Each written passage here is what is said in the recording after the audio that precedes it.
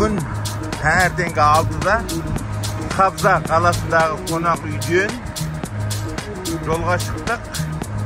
Bugün 21 маусым. Біздер енді 9 күнде İstanbul'da болуымыз керек. Жері сірә белгілі, таулы аймақ, өте қиын.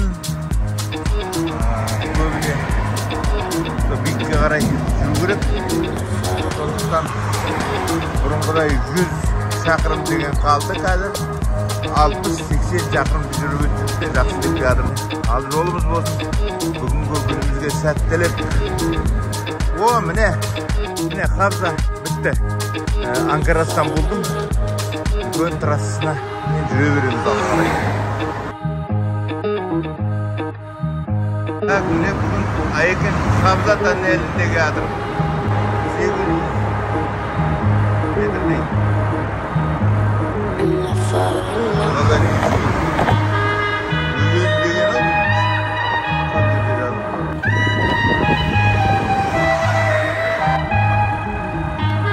Мынау 19 май тоннелі.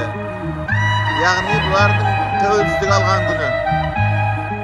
Самсунға Ататүріктің келіп революциясын бастаған кезі. Бұл тоннелге де кіріп барамыз. Есекпен қой баққанға түсті.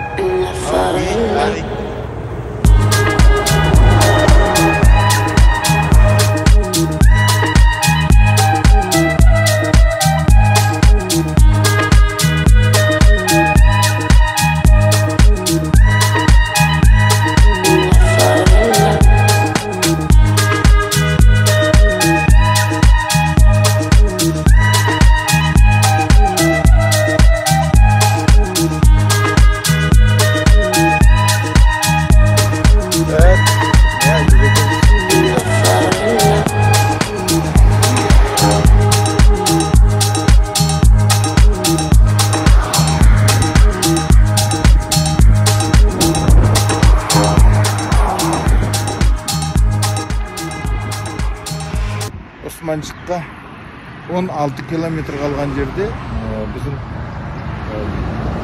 benzinimiz tausылды. Шаршадық.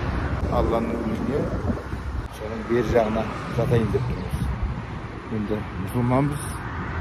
Құдай өзі кешірер. Жолда келе жатырмыз. Ниетіміз түзу.